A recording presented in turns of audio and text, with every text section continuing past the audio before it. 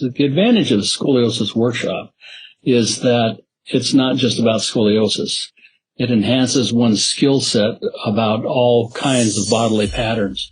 But lateral deviation of the spine teaches us a great deal about how a more normal spine can work, and so it enhances our potential strategies for how to unwind the pattern that's in front of us and bring it to a higher state of resolution.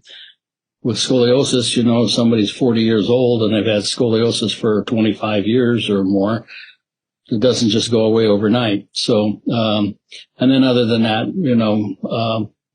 work with how to work with the basic series for newer practitioners, and deepen their understanding of the basic series. Because the basic series is magic. It's extraordinary, and it's easy to think of it as a bunch of techniques. Oh, well, you do this in the first stroke on the first session and this on the second stroke. You can do that, but that's not what it's about. That doesn't really touch the being and the body at hand.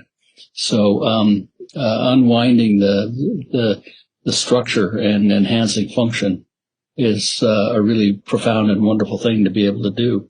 And last but not least, we're educating people on how to use their body in a better and more conscious way. And that's a huge contribution to, shall we say, the average person who comes in the door.